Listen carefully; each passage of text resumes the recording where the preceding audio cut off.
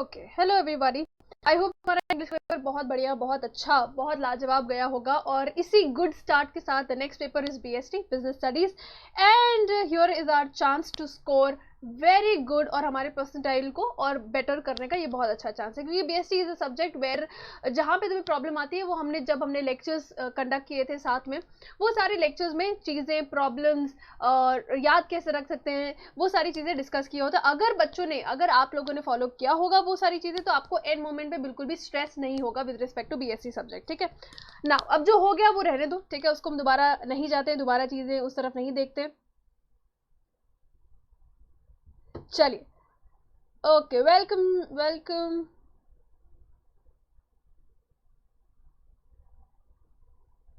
मुझे दिख रहे हैं साक्षी, मुझे आपके कमेंट्स दिख रहे हैं। I don't know how, but this time I can able to see your comments. Okay, great. So with all the positiveness, ठीक है, with all our positive attitude we are going to fetch towards BSc subjects thinking कि हम पूरा score करेंगे, है ना। बिल्कुल भी ऐसे लाइट नहीं होने का कि यार अभी तो इंग्लिश पेपर खत्म हुआ, अभी अपन 2 दिन रिलैक्स करेंगे, एकदम मजे मारेंगे। ऐसे जब प्रेशर होगा ना एग्जाम के, बस 4-5 घंटे पहले या 8-9 घंटे पहले तब पढ़ेंगे, एक रात पहले, ठीक है। वो एक रात पहले वाला बात सही है, कोई दिक्कत नहीं है अगर you are well enough to manage your time and the studies, ठीक है। तुम्हारी पहले प्रिपरेशन अगर बहुत बढ़िया हो रखी है तो एक रात स्टडी में दिक्कत नहीं है। लेकिन if that is not the case और तुम्हें ऐसे कॉन्फिडेंस बड़ा लूज लग रहा है कि यार नहीं हो सकता, यार नहीं हो ही नहीं सकता, ये तो अपना बीएसटी याद ही नहीं हो पा रहा है, कुछ जो हमने पहले पढ़ा था ऐसा लग रहा है हम भूल गए, तो बिल्कुल टेंशन लेने की जरूरत है। जिस तरीके से हम रिवाइज करेंगे वो रिविजन से आई एम वेरी श्योर कि आपको जो चीजें आपने पहले पढ़ी थी, हमने साथ में लेक्चर अगर आपने पूरी अच्छी तरीके से देखा होगा, तो आई एम श्योर कि आपको सारी चीजें याद जरूर आएंगी, ठीक है। गिव अप करने का एटीट्यूड लेके नहीं चलने का, ठीक है। जब शुरुआत की है तो एंड भी अच्छी तरीके से करो, otherwise it's of no use. Mummy papa का पैसा वेस्ट मत करो, ठीक है। चलिए आगे बढ़े। Give me you in chat quickly 6th chapter. I hope आपने रिवीजन का जो रिकॉर्डेड लेक्चर था वो वॉच कर लिया था, ठीक है। मैंने एक्चुअली वो लेक्चर पहले ही रिकॉर्ड कर दिया था, सो इस वजह से आई थॉट वहां पे हम टाइम सेव कर लें। चलो बहुत बढ़िया, very good people, very good. सब फाड़ के आना, मैं बता रही हूँ तुमको। बीएसटी पेपर में अगर तुमने मार्क्स कम लाए ना, बहुत कुटोगे तुम मेरे हाथ से। सारे सब्जेक्ट में अच्छे लाने हैं, लेकिन मेहनत करनी पड़ेगी, है ना। चलिए आगे बढ़ते हैं। 6th चैप्टर तो अपना हो गया है। Now we are moving on to our next chapter, that is directing. Okay, चलिए आ जाते हैं बुक से रिवाइज करेंगे हम, ठीक है। क्योंकि अभी इस वक्त इंपॉर्टेंट ये है कि कौन से टॉपिक में क्या हेड पॉइंट्स लिखने हैं या क्या की पॉइंट लिखना है, वो इंपॉर्टेंट, तो उस तरीके से मैं आपको रिवाइज करवाऊंगी, ठीक है। पूरा अटेंशन होना चाहिए जितने भी आवर्स हमारा रिवीजन चलेगा। तुम्हें पता है अपन रिवीजन कैसे करते हैं ना, फटाफट फटाफट, ठीक है। जो टॉपिक में आपको इन डेप्थ पढ़ाया तो डेफिनेटली तुम आई होप कि तुम एक्सपेक्ट नहीं कर रहे हो तो मैं इन डेप्थ वापस बताऊंगी। It's a revision, it's going to be quick, okay. चलिए, अगर आपको लगता है कि अगर आप ये लेक्चर से, ये रिवीजन लेक्चर से आपके फ्रेंड्स को हेल्पफुल हो सकता है, उनको भी रिवाइज करने में सब्जेक्ट इजी होगा, पेपर अच्छे जाएंगे, तो definitely be A helpful hand, ठीक है। उनको भी बुला लो, लिंक शेयर कर दो, कोई दिक्कत नहीं, ठीक है। चलिए आगे बढ़ते हैं। 7th चैप्टर क्या बोलता है हमारा, डायरेक्टिंग। जैसे ये चैप्टर की बात मैं करती हूँ तो मेरे लिए बहुत वाजिब हो जाता है, बहुत इंपॉर्टेंट हो जाता है कि मैं आपको पढ़ाए हुए इस चित्रकला से थोड़ा सा ये चित्रकला आपको दिखाऊं। आपको याद आ रहा होगा अगर आपने लेक्चर्स देखे होंगे कि इससे हमने डायरेक्टिंग के बारे में कुछ सीखा था, जहां पे डायरेक्टिंग यानी कि क्या हो जाता है बच्चों, गाइडेंस, इंस्ट्रक्शन देना, काउंसलिंग करना, मोटिवेट करना, लीड करना, ठीक है। 5 चीजें हैं। ये 5 वर्ड आपको डायरेक्टिंग में कहीं जहां पे भी लगे जरूरी है मेंशन करो। डायरेक्टिंग यानी कि गाइडेंस, इंस्ट्रक्ट करना, काउंसलिंग करना, मोटिवेट करना, लीडिंग करना, ठीक है। Cool everybody. नाउ अब आगे बढ़ते हैं। ओके, सो डायरेक्टिंग का डेफिनेशन अब पढ़ लेते हैं बच्चा। क्या बोला है यहाँ पे, directing is telling people, directing यानी कि क्या है, telling people what to do and seeing what they do it to the best of their ability, ठीक है। यानी कि हम उन्हें बता रहे हैं कि भाई तुम्हें क्या करना है और कौन से बेस्ट तरीके से आप अपनी एफिशिएंसी और एबिलिटी को निखार सकते हो, दैट इज डायरेक्टिंग। ठीक है, क्या है कैरेक्टरिस्टिक डायरेक्टिंग का बच्चों? सबसे पहला कि एक्शन इनिशिएटिव करना। ठीक है, कैरेक्टरिस्टिक के बारे में पढ़ रहे, कैरेक्टरिस्टिक के अलावा कौन सा वर्ड एग्जाम में अगर पूछा तो हमें कैरेक्टरिस्टिक ही लिखना है। यस, बताओ एवरीवन, कैरेक्टरिस्टिक का जो सिनोनिम है, ये कोई सिनोनिम वर्ड अगर कैरेक्टरिस्टिक का पूछा तो क्या लिखना है, बताएं मुझे, तुम सिनोनिम बता दो कैरेक्टरिस्टिक का। चलिए, एक फाइनेंशियल नीड होती है और एक नॉन फाइनेंशियल नीड नहीं, सॉरी, इंसेंटिव। ठीक है, एम्प्लॉय को मोटिवेटेड रखने के दो तरीके हैं, या तो आप उनको फाइनेंशियल इंसेंटिव प्रोवाइड करो या तो आप उनको नॉन फाइनेंशियल इंसेंटिव प्रोवाइड करो। ठीक है, thank you people. Financial incentive में क्या आएगा, उनके काम के हिसाब से अच्छी पे दो। ठीक है, अच्छे सही तरीके के अलावेंस दो, यानी कि अगर वो रेंट पे रहते हैं तो उनको रेंट का खर्चा दो, उनके आने जाने का कम्यूटेशन का खर्चा दो। ठीक है, ऑल ऑफ दीज थिंग। ठीक है, समझ आ रहा है? तो ये हो गया फाइनेंशियल इंसेंटिव, यहाँ वो इंसेंटिव जहाँ पे हम उसको एम्प्लॉय को मनी पे कर रहे हैं, और नॉन फाइनेंशियल इंसेंटिव जहाँ पे उनको मनी के बजाय कुछ और बेनिफिट या फैसिलिटी प्रोवाइड कर रहे हैं। ठीक है, second, productivity linked with wage incentive, यानी कि अगर आपने बेसिक है कि 80 यूनिट बनाते हो तो आपको 10 रुपीज पर यूनिट मिलेगा, लेकिन अगर आप 80 के ऊपर यूनिट बनाते हो तो आपको 12 रुपीज पर यूनिट पे मिलेगा। तो यहाँ पे क्या किया आपने, हर एक एम्प्लॉय की एफिशिएंसी के बेस पे आप उनको पेमेंट कर रहे हो। ठीक है, तो हर एम्प्लॉय बेटर करने की कोशिश करेगा, ये सोचिए कि भाई 2 रुपए ज्यादा मिलेंगे मुझे हर एक प्रोडक्शन पे। समझ आ रहा है ना? Third is bonus. बोनस हमें पता ही है कि भाई साल में एक बार हर कंपनी बोनस पे करती है। वो बोनस कितना भी हो सकता है depending upon the policies of the company. वो 1 महीने की सैलरी हो सकती है, 50% ऑफ द मंथली सैलरी और 2 मंथ ऑफ द सैलरी। ठीक है, वो डिपेंड करता है एम्प्लॉय कितना दिलो जान से काम करता है उस पर। ठीक है, प्रॉफिट शेयरिंग यानी कि आप क्या करो कि भाई कंपनी ने अगर किसी प्रोजेक्ट पे 1 लाख रुपए प्रॉफिट एक्स्ट्रा अर्न किया है तो आप 1 लाख रुपए जो भी लोगों ने जिस भी एम्प्लॉय ने उस प्रोजेक्ट पे काम किया होगा वो 1 लाख रुपए का आप उनके आपस में बांट दोगे। तो प्रॉफिट शेयरिंग की बात हो गई। ठीक है, एज पर different project. Okay, now fifth one is copartnership and stock option. आप चाहोगे कि आपकी कंपनी के जो स्टॉक्स हैं जो स्टॉक एक्सचेंज पे लिस्टेड हैं, हमारे एम्प्लॉइज वो स्टॉक बाय करें ताकि उन्हें पता रहे कंपनी की परफॉर्मेंस कैसे चल रही है। सो बेसिकली हर एक बहुत सारी जो एमएनसीज होते हैं या बहुत अच्छी जो कंपनीज होती है वो स्टॉक ऑप्शन का प्लान अपने एम्प्लॉइज को देती है। ठीक है, लेकिन यहाँ पे एक ऑप्शन होता है कि भाई अगर आप 3 साल, कंडीशंस होती है बेसिकली कि अगर आप 3 साल यहाँ से जुड़े हो तो आप वो स्टॉक्स बाय कर सकते हो, और else you will have to drop those shares. ठीक है, रिटायरमेंट बेनिफिट यानी कि आपने 60 साल तक काम 50 साल कंपनी को दिया, सपोज 50 साल कंपनी को दिया और आप 70 की एज में रिटायर हो गए। ठीक है, और रिटायरमेंट के बाद आपको कंपनी ग्रेचुटी दे रही है, ऑल ऑफ दैट थिंग। ठीक है, परक्यूसिट्स यानी कि कुछ एक्स्ट्रा फैसिलिटी बेनिफिट्स। ठीक है, apart from the above given. ठीक है, बट ये होंगी मॉनिटरी में ही। Now moving on to our non financial incentive की बात करूं कि भाई आपने एम्प्लॉय का स्टेटस बढ़ा देना है, यानी कि अभी पैंडेमिक में बहुत कंपनीज ने किया था जहां पे वो उन्हें सैलरी का हाइक नहीं दिया। ठीक है, सैलरी की हाइक नहीं दी लेकिन उनकी स्टेटस की हाइक दे दी, यानी कि आप सपोज अगर असिस्टेंट मैनेजर हो और आप 50,000 रुपीज अर्न कर रहे हो तो आप मैनेजर बन गए, मैनेजर का प्रमोशन दे दिया लेकिन सैलरी आपको 50,000 नहीं दी। तो यहाँ पे ऑब्वियसली वो वक्त ऐसा था कि एम्प्लॉइज को मानना भी पड़ा, उनको ऐसा लगा कि चलो ठीक है, something is better than nothing, क्योंकि बहुत सारी एम्प्लॉइज डिबार्ट करी थी अपने एम्प्लॉइज को, right, at that time. Now second is organisational climate. अच्छे वेदर में हम अच्छी जगह पे, अच्छे एनवायरनमेंट में, अच्छे कॉर्पोरेट कल्चर की जगह पे हम अपने एम्प्लॉइज को काम करवा रहे हैं। ठीक है, करियर एडवांसमेंट अपॉर्चुनिटी, उनको ग्रो करने की अपॉर्चुनिटी दे रहे हैं। ठीक है, job enrichment, better job provide करने की कोशिश कर रहे हैं। अगर वो एक डिपार्टमेंट में खुश नहीं है तो हम उनको दूसरे डिपार्टमेंट में शिफ्ट करने के भी रेडी हैं। एम्प्लॉय रिकग्निशन प्रोग्राम, यहाँ पे हम एम्प्लॉय को मौका दे रहे हैं कि आप अपना टैलेंट दिखा सकते हो। ठीक है, समझ आया? जॉब सिक्योरिटी, आपने बोल दिया कि भाई आप 5 साल तक हमारे साथ हो। ठीक है, यानी कि 5 साल की जॉब सिक्योरिटी होगी उस एम्प्लॉय को, करेक्ट है, समझ आ रहा है? एम्प्लॉय पार्टिसिपेशन, जो भी different functions, awards, yearly awards, weekly awards, whatever होते हैं वो उसमें पार्टिसिपेट करें, फंक्शंस में, स्पोर्ट फंक्शंस, एनुअल, यहाँ पे उनकी पार्टिसिपेशन उनकी लॉयल्टी कंपनी की तरफ बढ़ाती है। ठीक है, एम्प्लॉय एम्पावरमेंट, उन्हें पुश करना to whatever they want to achieve in their life. ठीक है, क्लियर है, समझ आ रहा है?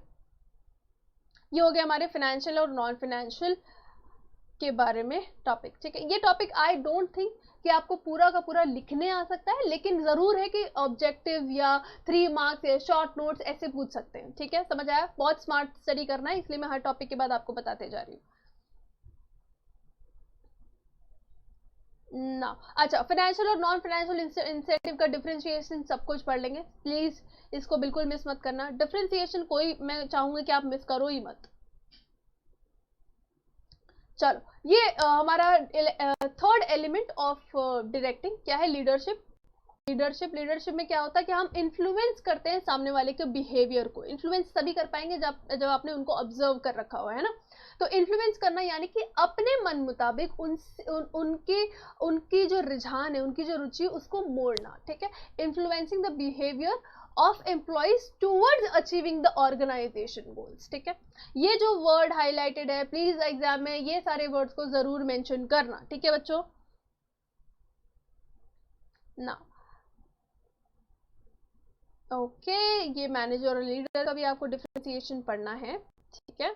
लीडरशिप स्टाइल इंपॉर्टेंट, ये एग्जाम में पूछा जाता है, प्लीज स्किप मत करो। लीडरशिप स्टाइल क्या है? 3 है लीडरशिप स्टाइल अपने पास, ठीक है। 3 कौन से स्टाइल है बच्चों? सबसे पहला लीडरशिप स्टाइल है, I hope you all are able to recollect जो भी आपने पढ़ा होगा।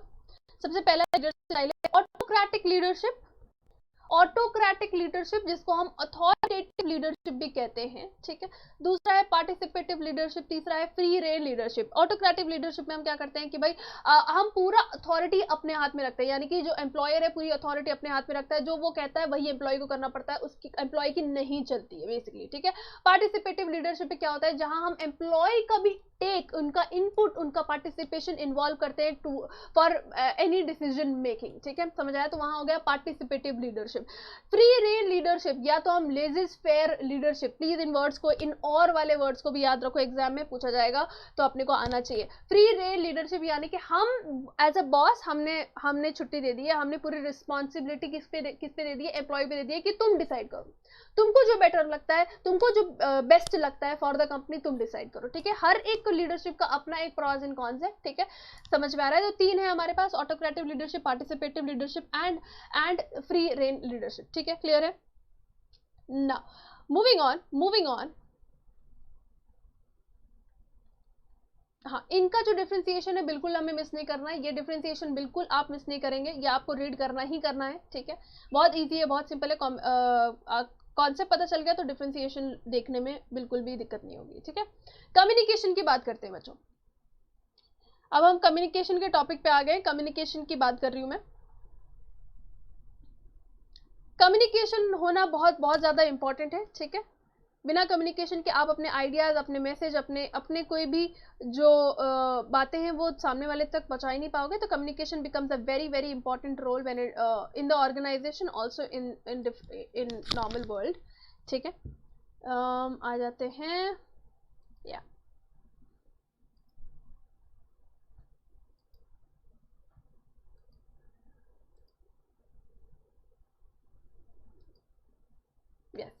आपको ये चार्ट याद आ रहा है? हमने जब साथ में पढ़ा था तो हमने ये चार्ट से पढ़ा था, ठीक है।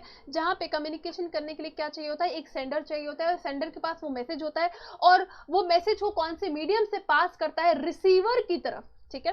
कौन से मीडियम से पास करता है रिसीवर की तरफ? वो मीडियम हो सकता है ओरल, वो मीडियम हो सकता है रिटर्न, वो मीडियम हो सकता है मैसेज, ईमेल, व्हाटएवर, वो मीडियम से रिसीवर को पास होता है, ठीक है। अगर और रिसीवर जो है उस मैसेज का फीडबैक देता है इन अ सिमिलर वे, ठीक है। तो बेसिकली जो मैसेज सेंडर ने बनाया होता है वो एनकोड किया होता है, और रिसीवर का पॉइंट होता है जो वो मैसेज को डीकोड करेगा, ठीक है। समझ आ रहा है? अगर मीडिया में डिस्टर्बेंस हुई, कोई भी, यहाँ पे जब मैंने नॉइज बोला है, नॉइज यानी कि डिस्टर्बेंस, अगर आपका मैसेज पहुंचाने में आपका कम्युनिकेशन प्रॉपर नहीं हो, आप बोलना कुछ होता है, वो सामने वाला कुछ समझता है, तो दिक्कत हो जाएगी, है ना। तो आपको फीडबैक नहीं, चप्पल मिलेंगे, है ना। समझ आ रहा है? चलो, ये कम्युनिकेशन का बहुत इंपॉर्टेंट पार्ट जो हमने पढ़ लिया, वेरी गुड। तो एलिमेंट्स ऑफ कम्युनिकेशन प्रोसेस यही है। एलिमेंट्स क्या है बच्चों? Sender, message, encoding, media, decoding, receiver, feedback and noise. Noise यानी कि डिस्टर्बेंस बेसिकली, ठीक है बहुत ही सिंपल है, बहुत ही सिंपल है ये, इसमें तो कुछ इतना ज्यादा नहीं था ना। Moving on, channels of communication, channel की बात कर रहे हैं, सब मेरे साथ है, give me your on chat quickly.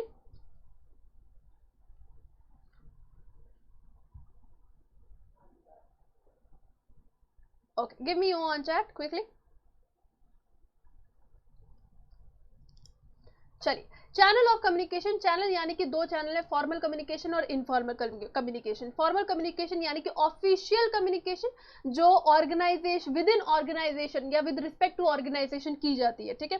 Formal communication में भी हमारे पास 4 भाग हैं, ठीक है, 4 तरीके हैं, 4 वे हैं, यानी कि फर्स्ट वाला डाउनवर्ड कम्युनिकेशन, यानी कि वो कम्युनिकेशन, डाउनवर्ड कम्युनिकेशन क्या होता है, जो टॉप लेवल से बॉटम लेवल तक आता है। अपवर्ड कम्युनिकेशन यानी कि वो कम्युनिकेशन जो बॉटम लेवल से अपवर्ड जाता है, यानी कि सजेशन हो गया, एडवाइस हो गया, कंप्लेन हो गया, लाइक दैट, ठीक है, वो हो गया अपवर्ड कम्युनिकेशन। हॉरिजॉन्टल कम्युनिकेशन या लैटरल कम्युनिकेशन यानी कि between two department same level पे जब कम्युनिकेशन होता है या डिपार्टमेंट के आपस के बीच में कम्युनिकेशन होता है, उसको हम हॉरिजॉन्टल लेवल कम्युनिकेशन कहते हैं, ठीक है, यानी कि विद इन द डिपार्टमेंट, ठीक है। डायगोनल कम्युनिकेशन यानी कि एक डिपार्टमेंट दूसरे, जिस डिपार्टमेंट से काम धंधा ही नहीं है, तुम्हारा कोई लेना देना नहीं है डायरेक्टली, उससे आप जाके बात कर रहे हो, ठीक है, वो हो गया डायगोनल कम्युनिकेशन। मैंने आपको चार्ट बता देना है, जो चार्ट हमने लेक्चर में साथ में पढ़ा था, and here we go.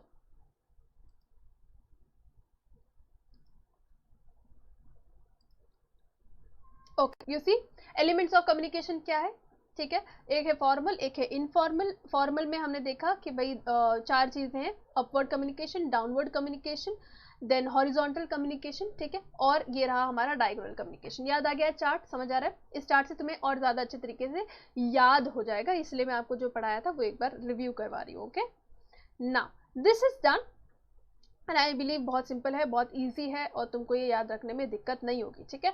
Now moving on to our network, to our informal communication.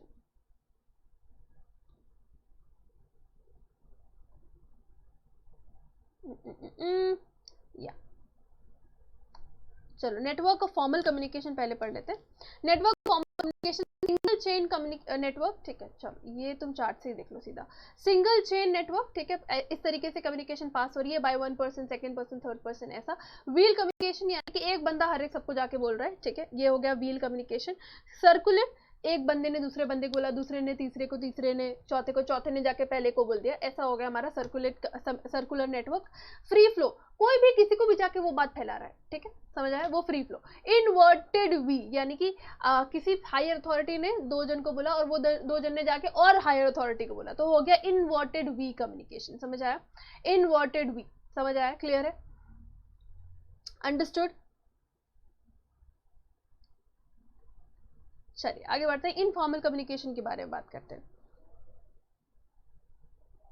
Informal communication यानी कि विच आर नॉट ऑफिशियल, जो ऑर्गेनाइजेशन के बारे में नहीं है, ऑर्गेनाइजेशन के रिलेटेड में नहीं है, ये आउट ऑफ द बॉक्स या गॉसिप्स हो गया, इस तरीके की जो अनऑफिशियल अनइम्पॉर्टेंट जो बातें होती हैं, वो कम्युनिकेशन इनफॉर्मल कम्युनिकेशन में आती हैं, ठीक है, समझ आ रहा है? क्लियर है? ये तो बहुत सिंपल है। अब इसमें कौन कौन सी कम्युनिकेशन आती है, ठीक है। इनफॉर्मल कम्युनिकेशन को हम ग्रेपाइन कम्युनिकेशन भी कहते हैं, प्लीज इन सारे वर्ड्स को याद रखो। ग्रेपाइन कम्युनिकेशन भी कहा जाता है इनफॉर्मल कम्युनिकेशन को। सिंगल स्ट्रैंड कम्युनिकेशन, ठीक है। चलिए यहाँ पे आ जाते हैं। सिंगल स्ट्रैंड, जैसे कि मैंने आपको बताया, एक बंदे ने दूसरे बंदे को, तीसरे बंदे ने चौथे ने, ऐसे अगर कम्युनिकेशन, ऐसे informal unimportant not related to organisation, को भी ऐसे अफवाह या ऐसे रूमर्स वगैरह जब फैलते हैं, वो इनफॉर्मल कम्युनिकेशन में आते हैं, ठीक है। गॉसिप चेन, एक बंदा जाके हर किसी को जाके दाग के आ रहा है, मतलब एक बंदा है वो सबको जाके बकवास कर रहा है कि भाई ये हो गया, भाई ये हो गया, गॉसिप, ठीक है। प्रोबेबिलिटी, कोई भी किसी को जाके बात कर रहा है, लेकिन वो बंदा जरूरी नहीं कि वो नेक्स्ट वाले बंदे से बात करे ही, हो भी सकती है, नहीं भी हो सकती, ये हो गया प्रोबेबिलिटी नेटवर्क, ठीक है। यानी कि रैंडम लोगों को जाके हम बात कर रहे हैं, रैंडम लोगों को, ठीक है। क्लस्टर की बात करते हैं बच्चों, क्लस्टर के बारे में बात कर रहे हैं। यहाँ पे आप ट्रस्टवर्दी पीपल को जाके अपनी बात बता रहे हो, ठीक है, और वो फिर उनके ट्रस्टवर्दी पीपल को जाके वो बात बता रहे हैं, फिर वो उनके ट्रस्टवर्दी पीपल को जाके बात बता रहे हैं। बात में कोई दम नहीं है, वो इनफॉर्मल कम्युनिकेशन, ठीक है। कोई भी सच्चाई नहीं है, या सच्चाई होगी भी तो कोई प्रूफ नहीं है सच्चाई का, समझ आ रहा है? क्लियर है? ये डिफरेंशिएशन आपको एग्जाम में पढ़ना ही है, सोचना भी मत ये सब डिफरेंशिएशन मिस करना, ठीक है।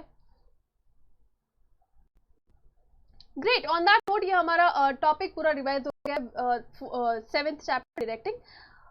बैरियर्स ऑफ कम्युनिकेशन हमारे इस ईयर में नहीं आने वाला है, तो हम ये नहीं पढ़ रहे हैं, ठीक है, क्लियर है एवरीबॉडी।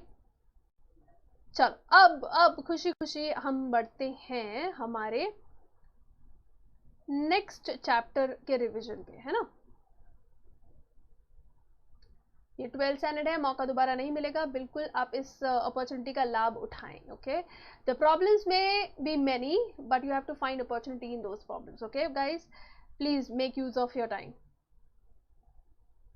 चलो बहुत बढ़िया, केशव कह रहे हैं nature feature, perfect Keshav, very good, बहुत बढ़िया। तो मैं कलर चेंज कर लेती हूँ ताकि तुमको विजिबल रहे, यस परफेक्ट। सो कैरेक्टरिस्टिक में अगर आपको इसके अलावा बोला गया फीचर, ठीक है, या तो बोला क्या नेचर बताओ कोई टॉपिक का, बिल्कुल घबराने की जरूरत नहीं है, लिखना अपने को क्या है कैरेक्टरिस्टिक है, ठीक है। तो सबसे पहला कैरेक्टरिस्टिक डायरेक्शन का क्या है कि भाई इनिशिएटिव लेना, दूसरा क्या है directing take place at every level of management, वो लोअर लेवल हो, मीडियम टॉप लेवल हो, मिडिल लेवल हो, सारे लेवल पे डायरेक्टिंग की जाती है, ठीक है। Third one directing as a continuous process, यानी कि एक ऑन गोइंग फंक्शन है, उसको बीच में रोका नहीं जा सकता कि भाई आज किया है चलो जान दो 10 दिन की छुट्टी 15वें दिन पे हम करेंगे डायरेक्टिंग, ऐसा नहीं होता, it's an ongoing process. Fourth characteristic क्या बोलता है, flow from top to bottom, यानी कि डायरेक्शन जो है वो टॉप मैनेजमेंट मिडिल मैनेजमेंट को बताता है, फिर मिडिल मैनेजमेंट लोअर मैनेजमेंट को पास ऑन करता है, ठीक है, समझ में आ रहा है, क्लियर है एवरीबॉडी। देन इंपॉर्टेंस क्या है, इंपॉर्टेंस क्या है, सब मेरे साथ है, ठीक है। इंपॉर्टेंस देख लेते हैं क्विकली, आई होप कि आपके बुक्स आपके हाथ में होंगे और ये जो मैं आपसे बात कर रही हूँ वो आप वहां पे फटाफट मार्क करते जा रहे होंगे, okay. Now moving on, importance की बात करें कि भाई डायरेक्टिंग जरूरी क्यों है, डायरेक्टिंग जरूरी क्यों है। कलर चेंज कर लेते हैं क्योंकि बहुत एक सा कलर लग रहा है, या ब्लैक कर लिया है हमने कलर। इंपॉर्टेंस ऑफ डायरेक्टिंग, सबसे पहला इनिशिएटिव लेने में काम आता है, ठीक है, सिमिलर टू आर फीचर वाला कैरेक्टरिस्टिक, ठीक है, फीचर वाला feature point. Second is to integrate employees activity, ठीक है, हर एक बंदा अपने अपने तरीके से अगर काम करेगा तो जो हमारा कॉमन गोल है वो अचीव नहीं हो पाएगा, तो हमें उनके एफर्ट को इंटीग्रेट करना पड़ेगा, सही तरीके से डायरेक्ट करना पड़ेगा, ठीक है। मीन्स ऑफ मोटिवेशन, डायरेक्टिंग में आता है इंस्ट्रक्शन, गाइडेंस, मोटिवेशन, लीडिंग, तो ये सब क्या है डायरेक्टिंग से हम क्या कर रहे हैं, एम्प्लॉइज को, वर्कर्स को, सबऑर्डिनेट्स को मोटिवेट कर रहे हैं, ठीक है। फोर्थ वाला क्या आता है, फैसिलिटेट चेंजेस, अगर हम कंपनी में कोई एक प्रोसेस से दूसरे प्रोसेस में चेंज लाना है तो चेंज ना किसी भी इंसान को कंफर्टेबल नहीं होता है, और जब अनकंफर्टेबल हो जाते हैं तो हम रेजिस्टेंस ले आते हैं, तो इस रेजिस्टेंस को अगर हटाना है तो हमें डायरेक्टिंग ये जो फंक्शन है मैनेजमेंट का इसको चार्ज करना पड़ेगा, ठीक है। Now fifth one is bring stability and balance in the organisation, bring stability and balance in the organisation, directing से क्या हो रहा है, स्टेबिलिटी आ रही है फंक्शन में, प्रोसेस में, बैलेंस आ रहा है ऑर्गेनाइजेशन में, क्लियर है बच्चों, ठीक है। Hello Saloni, how are you, okay. Now moving on, elements of directing, element क्या था भाई, हमने ये हमारे 4 एलिमेंट थे जो हमारे डायरेक्टिंग के फंक्शन को निखार रहे थे, ठीक है, 4 एलिमेंट है, ठीक है। सबसे पहला है सुपरविजन, दूसरा मोटिवेशन, लीडरशिप, कम्युनिकेशन, ठीक है। आ जाइए सुपरविजन की बात करते हैं। सुपर मतलब क्या, ओवर, ठीक है, और विजन मतलब क्या, देखना, यानी कि ओवर सीइंग करना, ठीक है। सुपरविजन क्या हो गया, ओवर सीइंग करना। एग्जाम में पैनिक नहीं होने का, मैम इतना बड़ा बड़ा पूरा पैराग्राफ लिया है, पूरा पैराग्राफ लिखना पड़ेगा, नहीं, अपने हिसाब से अपनी अंडरस्टैंडिंग के बेस पे लिखो, समझ में आ रहा है। तो ये जो की पॉइंट है जो आपको रेड में मार्क करे हुए दिख रहे हैं, इनको भी आप मेंशन कर दो ना, एग्जामिनर को बेसिकली अपने को बताना है कि अपने को आता है, अपने को आता है, ठीक है। हम 1.5 शाने, तू 1.5 शाना नहीं है बेटा, ठीक है। तो ये अगर आपने प्रूफ कर दिया, भले आपने साल भर पढ़ा हो नहीं पढ़ा हो, ये एंड के ये जो 2 दिन है ना, अगर तुमने इस पे थोड़ा फोकस कर दिया तो मैं तुम्हारी साल भर की मेहनत तो एक दिन के पेपर में निखर के आ जाएगी, समझ में आ रहा है, क्लियर है। तो सुपर यानी कि ओवर और विजन यानी कि सीइंग, ठीक है। तो ओवर सीइंग करना यानी कि क्या, सुपरवाइज करना, ठीक है। हम यहाँ पे क्या करते हैं सुपरविजन में, इंस्ट्रक्ट करते हैं, गाइड करते हैं, ऑब्जर्व करते हैं सबऑर्डिनेट को और अकॉर्डिंगली उनको बताते हैं कि क्या बेटर वो कर सकते हैं, ठीक है ना। अब मैं रोल ये नहीं बताती हूँ, ये रोल के बारे में हम आपस में आई थिंक नहीं करना चाहिए, बिकॉज मैं मेन टॉपिक अगर आपको बताऊँ तो बेटर, आप भी वो पॉइंट क्लियर हो जाएगा, ठीक है। Connect with me on Telegram, ठीक है। नाउ मूविंग ऑन की हमारे सेकंड एलिमेंट की बात करते हैं, मोटिवेशन। मोटिवेशन में क्या हो रहा है कि हम भाई सामने वाले बंदे को ऑब्जर्व कर रहे हैं कि कहाँ पे उसको इंस्पिरेशन की जरूरत है, कौन सा ऐसा पॉइंट है जो उसको टची फील करेगा और वो अपने परफॉर्मेंस को लेवल अप कर सकता है, पुश कर सकता है। क्या हो रहा है basically, stimulating and inspiring and including the employees to perform to their best capacity, to perform to their best capacity. ठीक है, क्लियर है एवरीबॉडी? ये था हमारा मोटिवेशन। ठीक है, समझ आ रहा है ना? आगे बढ़ते हैं। ठीक है, एक वेल मोटिवेटेड वर्कर क्या करेगा, हमें हाई प्रोडक्टिविटी देगा, हाई प्रॉफिट देगा, प्रॉस्पेरिटी देगा, not only to himself, not only to the individual person but also to the organisation. अगर कोई वर्कर मोटिवेटेड ही नहीं है, उसको काम की पड़ी ही नहीं होगी, उसको लेना ही देना नहीं होगा, भाई पहले दिन पे सैलरी क्रेडिट होगी बस, उससे ज्यादा उसको कोई लेना देना नहीं है, तो लो प्रोडक्टिविटी रहेगी और डेफिनेटली ऑर्गेनाइजेशन को लो प्रॉफिट होगा। सैलरी तो उसको पूरी मिली है लेकिन ऑर्गेनाइजेशन पर्सपेक्टिव तो नहीं चल पाएगा ना, और डाउनफॉल होगा ऑर्गेनाइजेशन में। ठीक है, डाउनफॉल आएगा ऑर्गेनाइजेशन में। ओके, क्लियर है? यहां तक सब मेरे साथ है? Yes everybody with me people?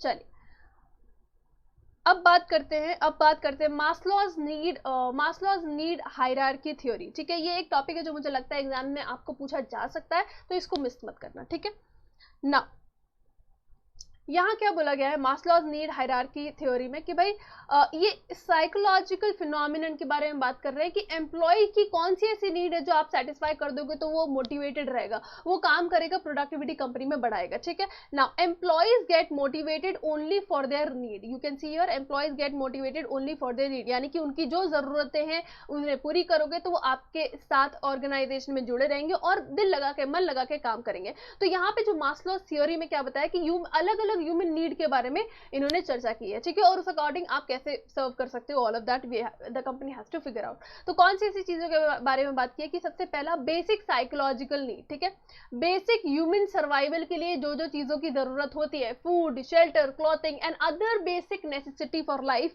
वो प्रोवाइड करना चाहिए ऑर्गेनाइजेशन को, उस पर ध्यान देना चाहिए। ठीक है, ये बेसिक साइकोलॉजिकल नीड हो गया। Second, safety and security. ठीक है, आप उनको अच्छा वर्किंग कंडीशन दो जहां पे वो मन लगा के काम कर सके, उनको सुकून मिलना चाहिए जहां पे वो काम कर रहे हैं। ठीक है, यानी कि शोरगुल में नहीं, सेफ्टी होनी चाहिए, उन्हें लगना चाहिए कि भाई मेरे को कोई दिक्कत या तकलीफ नहीं हो रही है इस ऑर्गेनाइजेशन में काम करने में। ठीक है, everybody is aware about all of that stuff.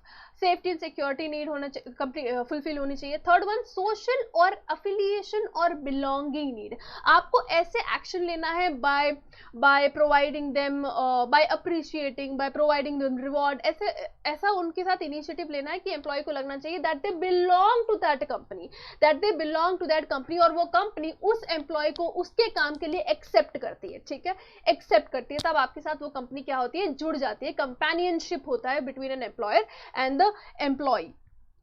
Yes people, now moving on, fourth वाला एस्टीम नीड। ठीक है, एस्टीम नीड्स यानी कि सेल्फ रिस्पेक्ट, सेल्फ एस्टीम। ठीक है, खुद की रिकग्निशन, खुद की ऑर्गेनाइजेशन में कितना आपको अटेंशन मिल रही है। ठीक है, ये एक चीज एम्प्लॉयज को बहुत ज्यादा पुश करती है अपने परफॉर्मेंस को बेटर से बेस्ट करने में। ठीक है ना, moving on, fifth one is self actualisation need. Self actualisation needs of becoming what one really wants to become. ठीक है, यानी कि आज मैं अगर मैनेजर की पोजीशन पे हूं तो कल मैं पार्टनर की पोजीशन पे पहुंचना चाहती हूं। ठीक है, बोर्ड डायरेक्टर की पोजीशन में पहुंचना चाहती हूँ, तो वो जो एक सेल्फ एक्चुअलाइजेशन है वो नीड को भी फुलफिल करना। ओके, क्लियर है एवरीबॉडी?